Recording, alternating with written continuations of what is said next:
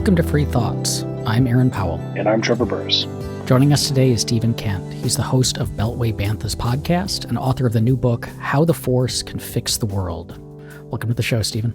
Nice to be here. Thank you. What is it about Star Wars that resonates so strongly with so many people?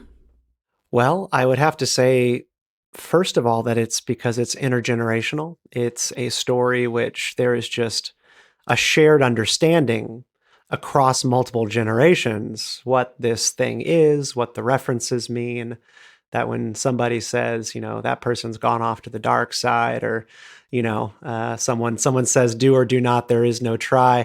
Like, there's just this increasing shared consciousness of what this story is. It has reached the level, just because of the cultural zeitgeist, that I think it really is just the modern myth. You hear this a lot when people are talking about modern comic books and stuff like that as a comparison to the way people used to think about Greek myth, the Iliad and the Odyssey, all that kind of stuff. I think that is it. It's the fact that they can talk about a movie with their grandparent or their parent or a grandchild, vice versa, about a story, and everybody understands. How do you feel? We know that George Lucas was thinking about consciously doing that he was going to create a mythos that was going to be shared by humanity. But I've also heard that, it's not wildly popular in China, for example. So it's not perfectly translatable to any culture. But I mean, generally, though, it seems that he succeeded in at least bringing those themes in and consciously creating a myth. Yeah, absolutely. And some of the popularity issue in China has really sort of reared its ugly head in recent years as, China's market has become more increasingly competitive for Western companies. China did for the longest time actually ban the original Star Wars trilogy. It didn't become possible to watch Star Wars, I believe, not until the end of the 90s, if not a little bit later. So it already has sort of a handicap there. And then after that, around the time of The Last Jedi, news reporters would go and talk to Chinese audiences about whether or not they liked Star Wars, whether or not they liked Spider-Man, like Marvel movies and stuff. And Chinese moviegoers in these interviews repeatedly said the same thing, which is that they just didn't know what was going on. And, they didn't know who this old guy on the island being Luke Skywalker was, why he mattered. So they just weren't able to connect. And Star Wars is very convoluted after 9 movies and lots of side trails and different, prequel this and prequel that. But it's really easy to dive right into a Marvel movie and enjoy the story that's being told in that moment without the baggage of the past. So that's one of the ways in which Star Wars sort of struggles. But, by and large, this is the most popular franchise in the world, from its collectibles and merchandise to, actual raw ticket sales. I want to get into the meat of your book in a second, but I want to just raise this issue that I thought of yesterday as I was reading the book, that you frame it as exactly this, that Star Wars is this myth that we all, or not maybe most of us, many of us share. And it's especially in the US and the Western world, it's this, we can raise references and people know what it means. In a way, it's a role that's similar to what the Homeric epics, the Iliad and the Odyssey, played in ancient Athens, that everyone could draw moral lessons from, pull metaphors out of, trace things back to, or that in, the later Western world, that the story of Jesus played, that even if you weren't a Christian, you that story was a parable that you could draw on or compare to things and so on. And that I think you're right, Star Wars does frequently play that role for us, but it struck me as really interesting that one of the things that distinguishes, say, the Homeric epics and the Jesus narrative is that they're fixed now. The Gospels exist and we're past the period of new Gospels coming out, right? And Homer, he didn't really write them, but they were fixed at some point, and then you could draw on them, and if you built your identity around them, you could build your identity on this unmoving foundation of the texts. But Star Wars isn't fixed, and it's not just that there are people interpreting it today, but that there are people who are officially adding to, revising, building out this mythology. And And I wondered how much that plays into like the way that we use it, and then particularly like the toxicity that fans can have around it, because you've like built your identity with this version of Star Wars, but then Disney comes along and changes things or retcons things, and that's Gosh, real. you don't even need Disney, just George, George, right? yeah. George in 1996. And we get just like fiddling. really mad, and it seems like it would be in the same way as if like a new gospel came out that was official. You know, Hey, like don't tell the people would get- Mormons. The Mormons did retcon Christianity, so Yes. I mean there is some extra gospels being written. No, Aaron, I'm really glad you've mentioned all this, because it sort of clarifies two things. One, why Star Wars is different from classic myths that are set stories that are not currently in the middle of evolution. And the second thing, which is that they are sacred and divisive at the same time. Star Wars is incredibly divisive, even among the faithful. One of my favorite episodes that we did of my show, Beltway Banthas, was we really broke down all of the ways in which George Lucas handing off the franchise IP to Disney mirrored in many ways some of the hostilities and rancor of the Protestant Reformation. And it all basically comes down to, the central critique of Catholicism versus Protestantism, which is, how do you speak to God? And who gets to help you speak to God? Do you get to do it yourself, or does a priest mediate that relationship? And right there, it exactly puts the thumb on why it's just so gosh darn divisive when people wrap up their identities and their sense of truth and fiction in Star Wars, because the IP is handed over to a new priest, a new God, a new church, and you didn't get to participate in that decision at all. It used to be in the early 2000s, people hated George Lucas because they thought he was, making the prequels as a cash grab, making Jar Jar to sell more toys and all this stuff, and fiddling with their childhoods. How many times did you hear people say, George Lucas raped my childhood? And that comes from a really deep and raw place. But at the end of the day, people believed he had the right to do it. At the end of the day, he kind of won out that divisiveness. It was like people shaking their fist at God for burning down their home and stealing their family away from them. It's like, I hate you, God, but God bless you. I think of it as being very much like that, whereas the Disney purchase is viewed very much as inauthentic, forced, and nobody agreed to this. Nobody agreed to have a new mediator between them and their faith. But I do think that Star Wars matters, even as an evolving tale. And it kind of goes to one of the quotes that I put in the beginning of the book about why fairy tales matter. And C.S. Lewis and G.K. Chesterton would both talk about this. But G.K. Chesterton wrote that fairy tales do not give the child their first idea of the bogey, meaning like the boogeyman. What fairy tales give the child is his first clear idea of the possible defeat of the bogey. And Star Wars is that for me. That was my story growing up about how you can actually overcome a problem, take out the Death Star. It's no different than being trapped in the maze with the Minotaur. It's the same kind of value that you get as a story when you're a child. And then you grow into that and you find new parallels, which is kind of what the book is all about. We could start on Naboo, I think, as we get into some of the actual lessons you pull out. And I thought it was interesting because I remember, I guess it's 6 years ago now, we did the episode on Star Wars when Force Awakens came out with Ilya Somin. And I hadn't watched the prequels in a while. And while there are still many problems with them, they're probably better than the Disney trilogy. And there's more interesting politics. That's definitely true. There's more things to talk about, political intrigue in the prequels. So on Naboo, so we get into Padme and Naboo and your defense of child monarchs. I'm maybe simplifying a bit, but Yeah, sure. what makes Padme I guess estimably humble?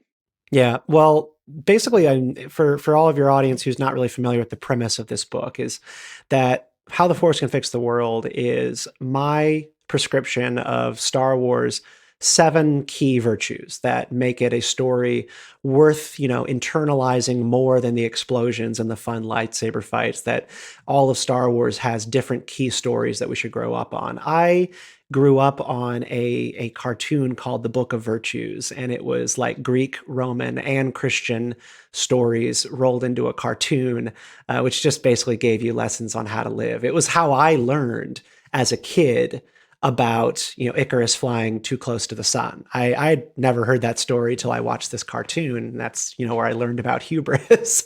And so this book picks out what I think are Star Wars main lessons, the first one of which is humility. So I dig in on a couple of things, and one that I diagnose as the problem, which is that most of our culture today is very dead set on what they believe. You see it in news headline after news headline that people are not persuadable as they used to be, that families are bickering online and divided on social media. And you go into your echo chambers and everybody will tell you that you're always right all the time. And we sort of have a little bit of a market created incentive now for this to be the case in the way that our world works. And so I was looking at Star Wars as a question, a way to answer that question. And I actually ended up coming down to episode 1 is where that lessons answer is offered. And it does come in how Padme dealt with the droid invasion of Naboo and what she thought of was how to solve it. So did she solve it on Coruscant when she went to the Senate to get help? No, she tried politics. Politics didn't work for getting the Trade Federation out because corruption runs rampant. She only was able to defeat the Trade Federation and drive invaders from her planet by taking a knee before her enemy, taking a knee before a group of people, being the Gungans who dislike and distrust her, and saying, I need your help. And we have both equally great societies and can help each other with this shared problem. That's the moment that I zero in on and look at our culture today, and I see a total disconnect from the ability for people to humble themselves before people they dislike or distrust and say like, hey, I have something that you need. You have something that I need. How can we work together? So the essence of, I think, being a child ruler is curiosity. And that is just the essence of being a child in general, curiosity and openness. What do we make then of the fact that Padme doing this and then winning this skirmish against the Trade Federation was exactly what the bad guys wanted to have happen and was the precipitating event, arguably, to the ultimate fall of the Republic? Like, it didn't, if she hadn't done that, maybe it would have still gone the same way, but she was like playing into their plans. I don't know if that's entirely true. And this is a really complicated question just because like Sidious is the thing that disrupts a lot of Star Wars analysis, like particularly when you get into the weeds of maybe the separatist movement was good. I personally believe the separatist movement in episodes 2 and 3 was good, and that they in many ways had the moral high ground in the galactic civil war that we see playing out there, the Clone Wars. However, there's that factor, which is that Sidious is playing both sides, a Sith Lord. So both sides are sort of getting screwed here. So kind of going back to episode 1, I don't believe that it was the plan of Sidious for the droid invasion of Naboo to ultimately be repelled. It seemed to me he was quite intent on, when he said wipe them out, all of them, that like he wanted the droid armies and the Trade Federation to kill the Gungans and kill the rebellion. But the thing about Palpatine is that he's just an incredibly nimble guy. He rolls with the punches and finds new ways to make his plan work. But it is the case that the droid invasion and then the failed intervention, that was the plan. He was not going to allow the Republic to intervene, but I don't think that he expected the Trade Federation to be repelled. On the point about the separatists, which is this one of the things that struck me when I was sort of politically analyzing, especially the prequels, is the nature of the Galactic Senate, and which is very strange because there's one line where they say thousands of systems are being represented by like I don't know, like 6 people in a floating chair, right, in the Galactic Senate. So you have kind of this, the exact opposite of like the New Hampshire legislator, right, which is one representative per 2 square blocks or something. And so, of course, there'd be people who would be pretty against this strange, I would say, pseudo-democratic representative system that holds immense power over these planets, and they would want to separate out. Is that one reason why you were kind of in favor of the separatists? Yeah, absolutely. I can't remember the exact like final digit number, but the number of seats in the Galactic Republic are roughly 3,200, give or take people coming in and out. And yeah, it's a lot of people and a lot of competing interests. One of my favorite books, which all of you out there listening to this podcast should go get, it's called Star Wars Propaganda, and it's by Pablo Hidalgo, one of the kind of like head art directors and creative directors at Lucasfilm. And it is an in-universe canon guide to persuasive art throughout Star Wars history. So like literal propaganda posters. And then every propaganda poster has an explanation of why this was made. So there are posters showing people depicting the Trade Federation kind of as like a shadowy corporatist hand, stealing people's dreams on the frontier. And then like trying to explain why people were distrustful of the Trade Federation. And honestly, they really frame it as being like akin to anti-Semitism, and they paint the picture, the people of the galaxy, as looking at the Trade Federation a lot like the Nazis would have wanted you to think of banker Jews, right, in Germany.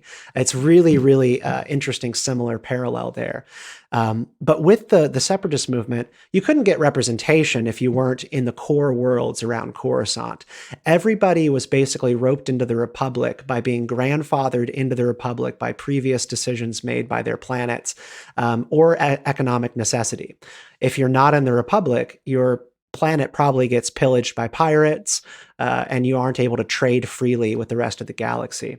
So it's sold as an opportunity to get wealthy. And we're very familiar with that as libertarians and neoliberals and the values of free trade and all that stuff. And if you're not in on that, you end up poor. But it tends to be the case that the further you get away from Coruscant, the less your representative spends time on Coruscant, glad-handing and backslapping, the poorer your planet becomes. So most of the separatists, most of the people on the other side of the Clone Wars, are what you call outer rim worlds, or maybe you call them like flyover country, you know? So it's a really interesting parallel, and I think it just stands to be true. The closer you are to the capital of political power, the more interconnected, wealthy, and corrupt you might be. It's interesting that you talk about this propaganda, because one of the other themes in Star Wars, and you discuss this under the heading of empathy in your book, is kind of masking and unmasking, and through that, like humanizing and dehumanizing. And you hit on the moment in The Force Awakens when Kylo Ren is fighting Rey for the first time, and he removes his mask, and she is startled that he's this guy, a cute boy. Yeah, like he's not.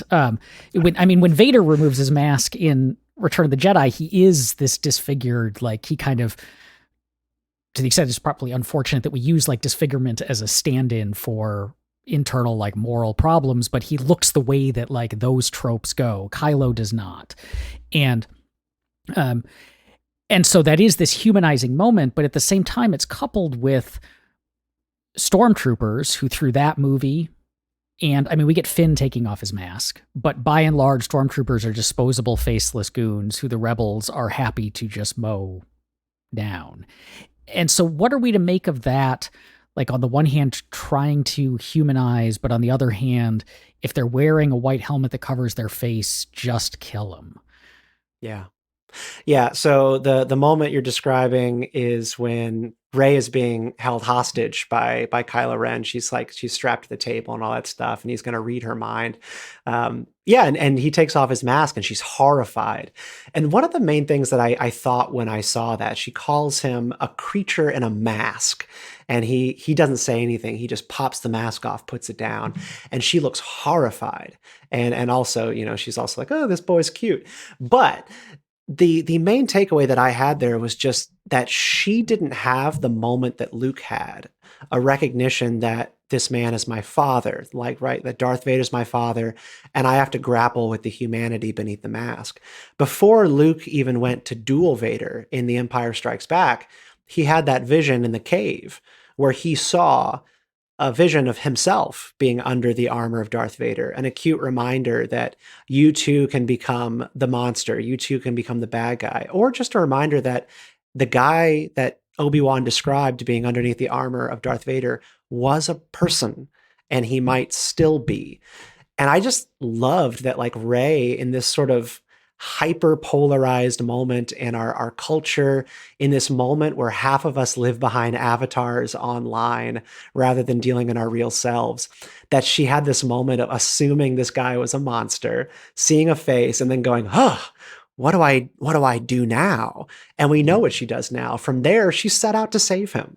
And a lot of us are dealing with the same thing every day. I don't know about you, but have you ever, like, had a Twitter relationship with someone and then turned it into a coffee meeting before, even an enemy? I did this once where I there was this person who just antagonized the crap out of me on Twitter, who worked in North Carolina politics. And I ended up asking them to go to breakfast with me because I was like, I can't do this anymore. Would you like to grab a bagel? And they said yes. And it was a lovely, lovely time. And I really think about it as being the exact same kind of thing. You're a creature in a mask until you're not. But then there's stormtroopers.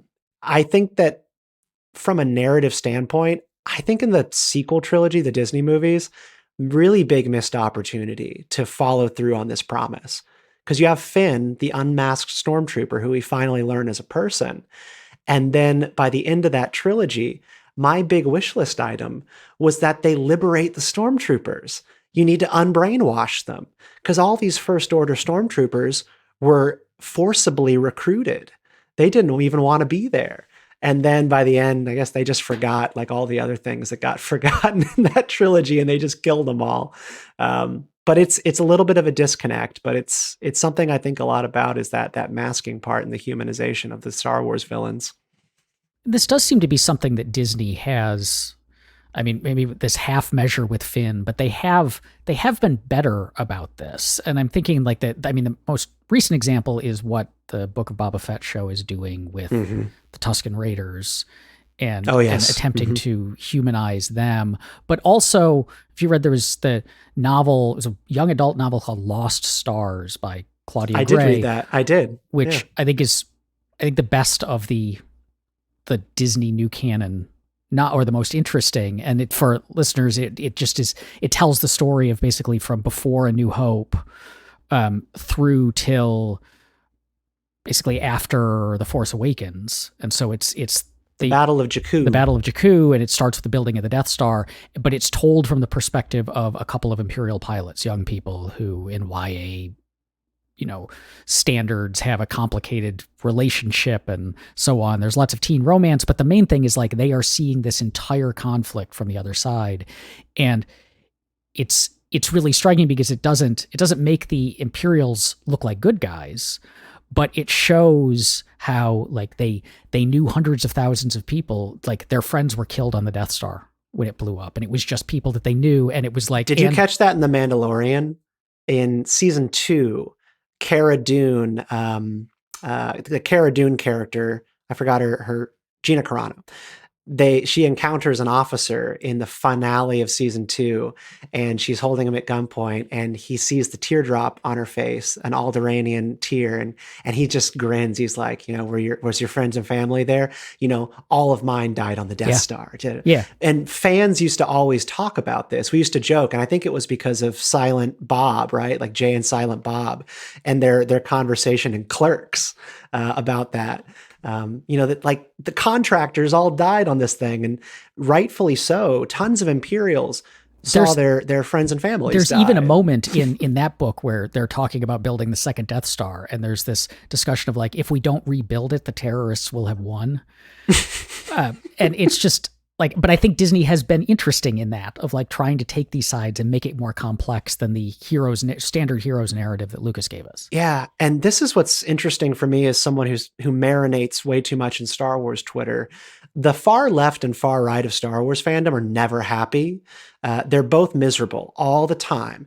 And if you talk to far-right Star Wars fans, our reactionary conservative friends, they think that Star Wars has been overrun by SJW nonsense and, feminazis and all this crazy stuff. And in some respects, you can see where some of that gets worked into a lot of Star Wars properties these days.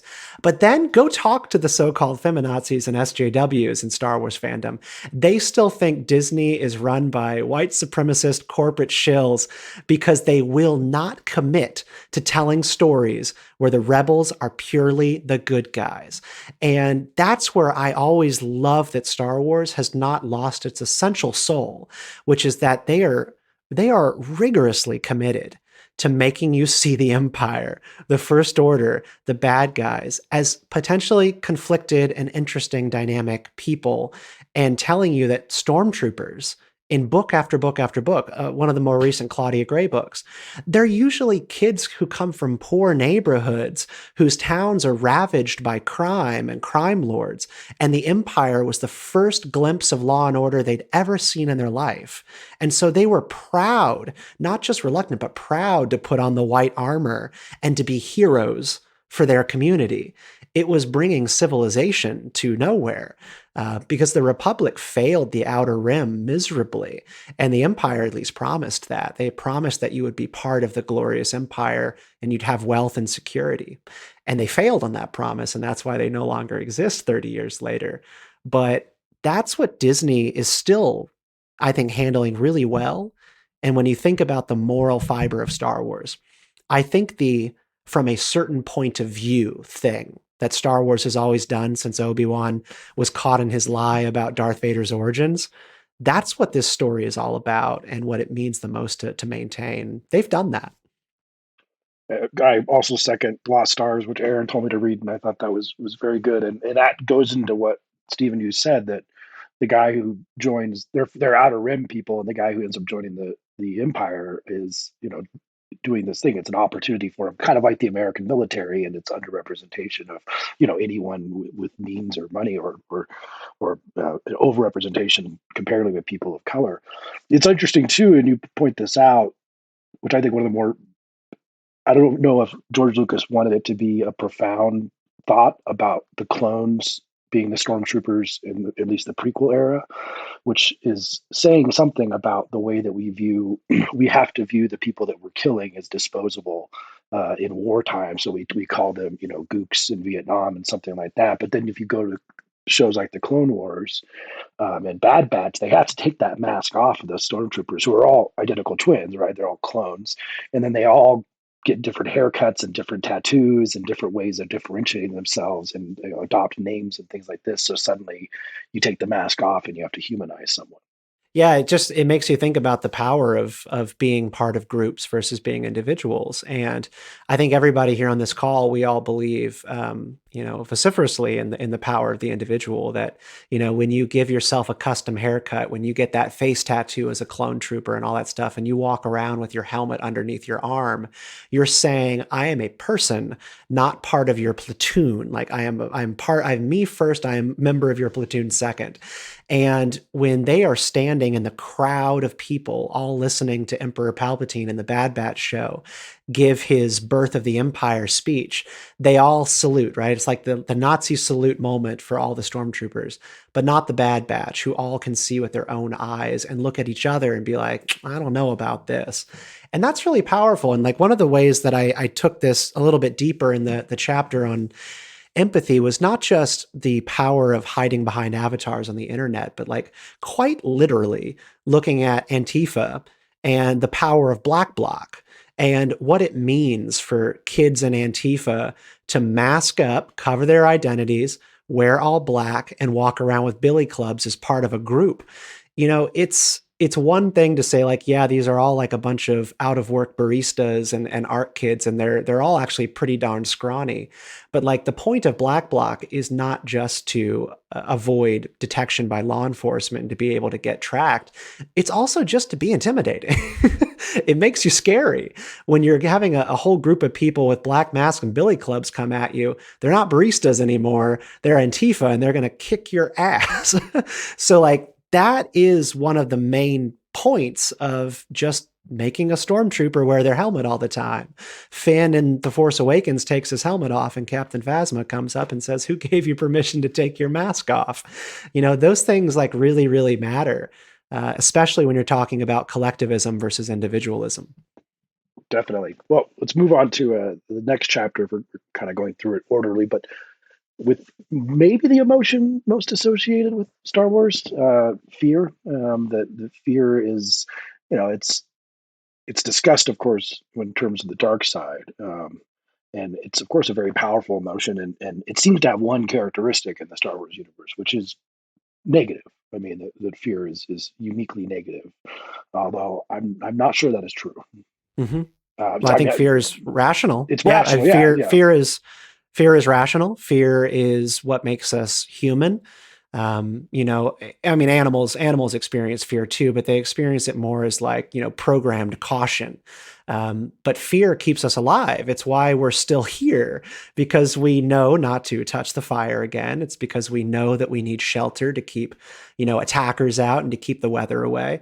That's understandable. But we also know, again, if you just turn on the news and you look at the culture of anxiety, paranoia, and fear that we've built around us, particularly in the post 9/11 era and made even worse by a pandemic, fear can also, of course, be incredibly counterproductive to you living a happy and fruitful and fulfilling life. Cato is where I learned that. Cato is where I learned and got all of my views about the way in which the war on terror has gone completely awry and chipped away at all of the things in which we sought to protect by going down that adventurism route. So I don't want to poo-poo fear too much. I want to be very clear throughout the chapter that fear is what makes us human and what keeps us alive, but it can take over our lives before we know it. Can you talk about that then in the context of Anakin, who is the most, because we have on the one hand Luke, and his story is about, fear is a central theme of Luke's story, and then the sequel trilogies even get us to basically like the sad end of that before his final moments of he's become kind of so afraid that he's just left. But early on with Yoda's cave and facing Darth Vader, it's about not running away from the fear, but accepting it and being empowered to face it. But then we have Anakin, who has a similar sort of starting journey of an entry into dealing with his fear, but lets it take him in this different direction. Yeah, so I think the thing that unites both of the Skywalkers, and the sequel trilogy is a little unique, so I'll segment that off, but the Skywalker journey between Anakin and Luke is the story of dealing with the tendency to be a control freak, wanting to have your hands around everything at all times. Anakin's story begins, like his descent begins. In episode 1, when he is being taken from home, or he has opted to go with Qui-Gon Jinn and Obi-Wan to Coruscant to train as a Jedi, and he says to his mother, "I don't want things to change." And she puts a hand on his shoulder and she says, "But you can't stop the change any more than you can stop the sun from setting." And then she says, "Go, don't look back." And he goes and he looks back. He looks right back over his shoulder, sorrowfully at his mother, and then he leaves. But what we know from being Star Wars fans and seeing these movies is he spends the rest of his life looking back, having dreams about his mother, having anxiety-fueled nightmares about what might have become of her, feeling angry at the Jedi that she had to stay there, that she was still there. He was never able to let go and just let things be. And you see that play out with his control freak tendencies as a Padawan. He doesn't listen. He always wants to kind of be in charge of the game plan. And then when it comes down to his wife and him having a vision of her dying in childbirth, he deals with the same thing he dealt with his mother, which was, "I couldn't fix that, but I will fix this. And I will smash a couple of eggs or younglings in order to do it." This destroys his life, of course, and it puts him in a prison, a physical prison for the rest of his time. Luke, I think it's like a little bit of more of a weird journey about just fearing, like becoming who you're always meant to be, like fearing destiny in a way. But his lesson, and particularly Empire Strikes Back is the same lesson, a vision of fear. He has a vision that Han and Leia are suffering at the hands of Darth Vader in a city in the clouds, and he's going to go save them. And Obi-Wan and Yoda both tell him, set their future is not like, we don't know what's going to happen. Distrust your visions of the future because it's always in motion, is what Yoda says. And he says, but I must help them. And he says, even if that means destroying everything that they fought for. And Luke goes and he fights Darth Vader. And it turns out it was already too late. Han was always going to be shipped off with Boba Fett. And the suffering was only going to happen as a result of him making a rash decision to go up there and fight when it actually wasn't time. So generally the same lesson that both of these guys learn is that you have to let go. And for George Lucas, the storyteller, this goes right back, straight line back to Greek Stoicism and the workings of Marcus Aurelius, whose thoughts on living a fruitful life and being a Stoic was separating the things which you cannot control from the things that you can, and focusing your energy and your anxieties on the things that you can control in your own life, instead of focusing on what you can't. You know, what happens on a plane sometimes when you're traveling, the fear of terrorism. Am I going to get shot when I go to a movie?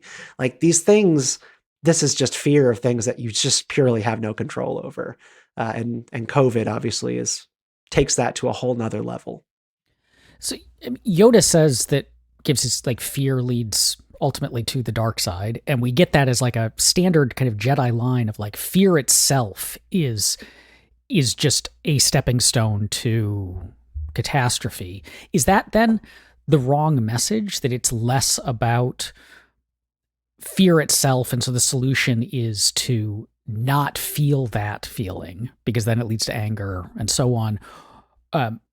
Or is the underlying message then that the Jedis were kind of wrong in that fear itself has value, feeling it can be the right thing, but it's more of like how you relate to it, how you use it, and what you allow to create it in you? Yeah, I think the last bit there is more spot on. Fear is toxic. I mean, fear is the path towards anger, frustration, anxiety, and resentment, and that takes you towards hatred and then ultimately suffering. And sort of the fear leads to anger, leads to hate, suffering path that the Jedi always prescribe.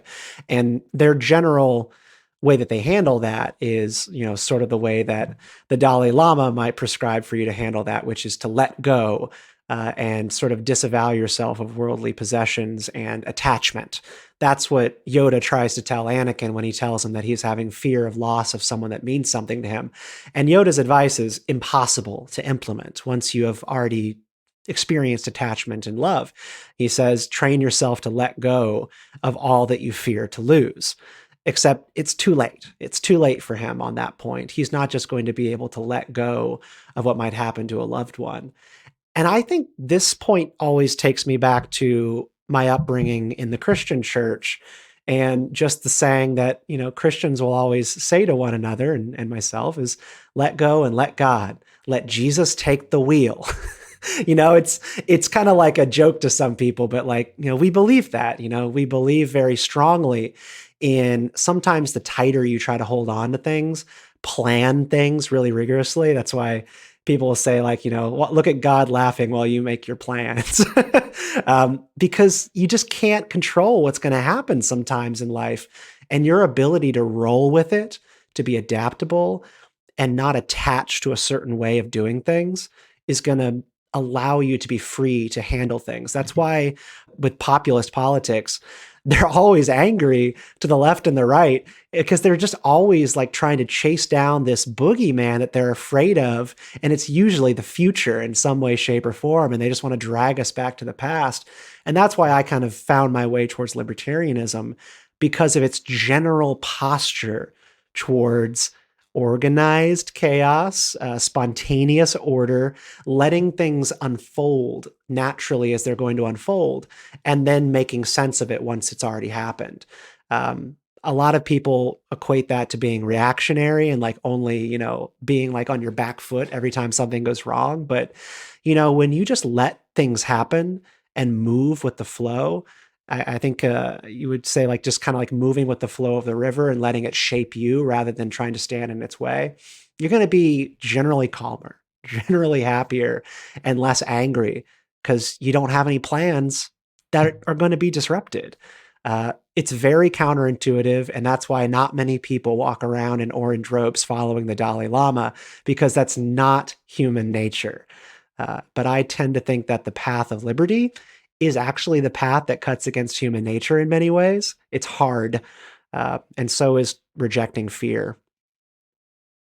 In discussing hope, I always thought that there needed to be a sort of counterbalance to the fear narrative in Star Wars, because hope is super important. But I also feel like hope can lead to an over sense of hope can also be something that could lead you to the dark side if Yeah, a lot you're of not having pain, a broken realistic, a lot of dreams. pain, and maybe or it leads you to a place like where Luke is in the sequel trilogy, and which I think is probably the most interesting part about that entire trilogy is where they put Luke at that time, seemingly lacking hope, or he's afraid. He's almost afraid of being afraid, so he just kind of moves himself away and has no hope anymore. So hope. I mean, it's definitely a two-sided coin, but you can't fight a rebellion without hope too. At the same time.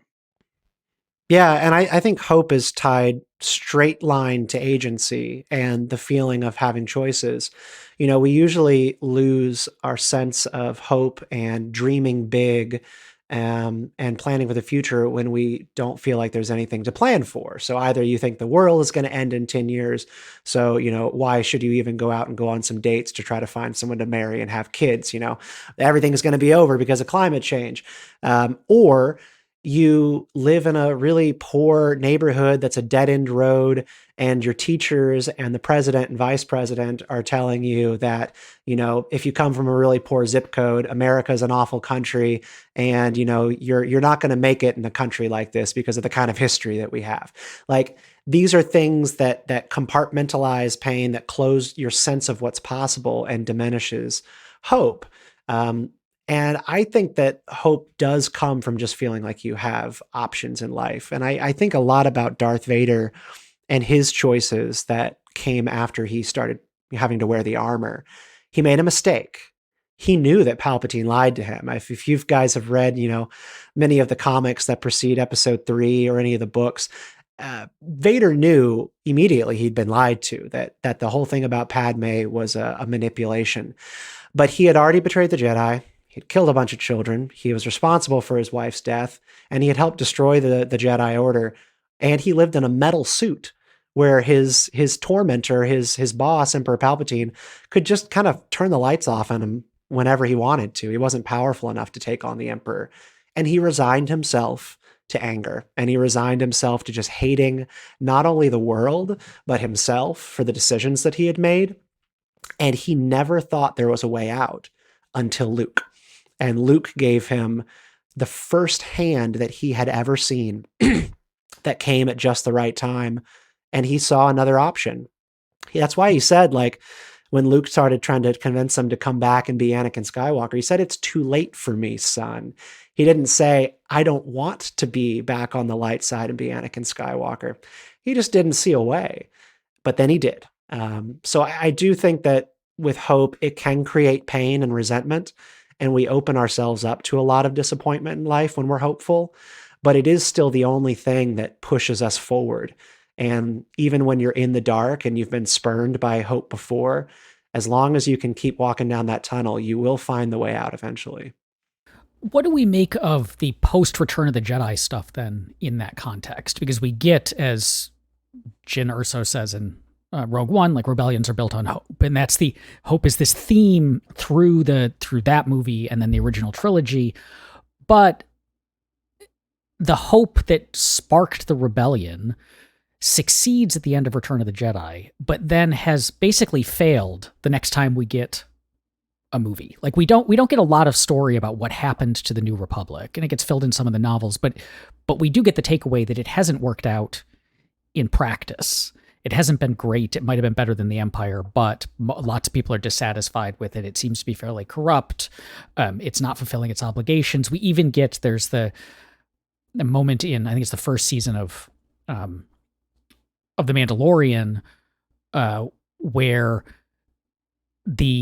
a group of New Republic, like a patrol, X-wing patrol, comes to the station that's kind of a fringe station, and just like without hesitation, on the word of essentially a tracker that they've planted, they just blow it up, killing everyone on board. And it's this kind of horrifying moment of like they have turned into, at least in this one regard, like that which they sought to replace. Yeah. If I could segment a little bit the kind of the two tracks of that question, which is like one, like hope in overthrowing the empire and sparking the rebellion, and then hope, sort of with central planners and people who want to build governments, fulfilling false promises. I think those are kind of two different things. So like with the New Republic, generally they made some of the same mistakes that the old Republic had made, which is that they believed wholeheartedly that they could unite this galaxy again underneath a large government banner. And one book I would recommend you read, it's also by Claudia Gray, called Bloodline. And it tracks Leia's political career after Return of the Jedi, her running for chancellor, and Mon Mothma handling her role as chancellor of the New Republic. A couple things go wrong. Mon Mothma is committed to winding the military down. She thinks that military engagements have ended, and therefore the New Republic needed no military. Leia vociferously disagreed with this. She wanted a fully militarized New Republic because she believed that there would always be future threats. So what ends up happening is that an enemy does present itself, and they do have to have a military, and they're not ready for it. The other thing that goes wrong is that the New Republic breaks down into two political parties, the centrists and the populists. And the centrists believe that they need a fully united central government to do what the empire tried to do, but do it without totalitarianism and to do it without doing evil. All of us, of course, believe that this is not possible when you try to create some sort of like large unitarian government. And then there's Leia, who leads the populist party. And the populist party is essentially a states' rights party in space. They believe that all planets should have their own government system and that there should be free trade between worlds, but nothing in the way of a large centralized militarized government. The centrists largely win this debate by the end, and it does bear rotten fruit for the galaxy. But going back to the rebellion question, I think that is just a strong example of when you have an evil enemy who you believe should be defeated, there are different ways to fight. And you can either organize people around negative polarization and we need to take this enemy down because they are wrong, or we can tell them we have this thing that we want to build in its place. And that is another layer further than just saying, hey, we can recognize evil. We have to actually also know what good is. And the rebellion had a general sense of what good was, whereas Saw Gerrera, on the other side of the rebellion in Rogue One, he did not. He was just sort of a burn it down kind of guy. So, is there a core lesson of Star Wars? I mean, you have the virtues you point out, but in these difficult times, polarized times, a lot of hatred going around. Is there a core lesson that we could sort of look to and learn from? Well, I think we can learn from the failures of the summer of love, summer of 2021, and going back into 2020, going back into sort of the heat of the George Floyd protests and subsequent riots.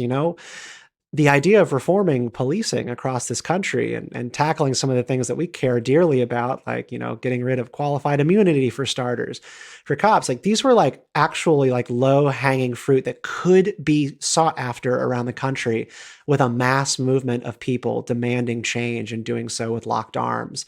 But we also know what happened is that anger took the day and really like changed the entire direction of the movement around the country.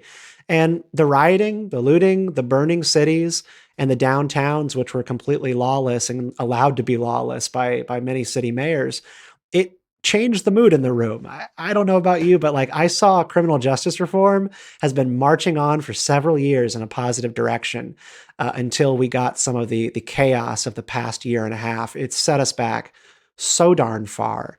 And so I don't like to overreach in some of my analogies, but the whole point of that Saw Gerrera, we're just going to kill Imperials and stormtroopers versus we're going to build a new republic under Leia. It's a reminder that we have choices in the way that we fight.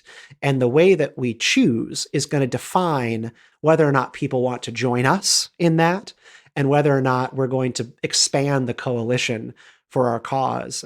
You guys might have a different perspective on it, but I think 2020 and 2021 have been disastrous for criminal justice reform on a national level. And it's because the fighting ended up going down the wrong way. And happening in the streets instead of in legislatures and in courthouses. That's how I think about this. So does that mean, is that parallel Star Wars? Because that ends up with a lot of fighting and a lot of killing of people, as we've discussed. Or no, there's legitimate ways to organize against an enemy, and there's illegitimate ways to organize against an enemy. There's not a perfect example, like a corollary for Star Wars, like the way in which like the empire is taken down and the rebellion forms and its fractures in a couple of different ways. That can't quite be tied yet to American politics in any way, but the lesson is there. Like there's a right and a wrong way to fight. And if you really want your cause to succeed, you need to build something worth people believing in. I think there's this political scientist, Cass Sunstein. He worked in the Obama administration. He spoke at Cato once for his book, which was also on Star Wars. And he talked a little bit about like the Arab Spring as sort of an example of ways that rebellions can form and fracture and go off in different directions. But at the end of the day, the book that I wrote is more of a virtues book and less of an attempt to paint exact parallels, because I think that those things tend to fall short in some way. But just to say that, it's not enough to be able to say like Nazis are bad. It's like you have to paint an alternative of what is good. Otherwise, your movement is going to fracture. And totalitarians are really good at fracturing movements. What do when they've got rebellions in the street? They find ways to turn the rebels against each other. And they also do that by goading rebels and dissidents into violence. If a rebellion is forming in Egypt and the regime can get the rebellion to start acting violently against property, homes, and police, then people on the sidelines go, I don't want this. I don't want bullets flying in downtown. I don't like the regime either, but I don't want a revolution. I just want change. These are choices that we have to make, because if you want a meaningful movement, you've got to have people buy in on you, and so that you can get out of being the minority.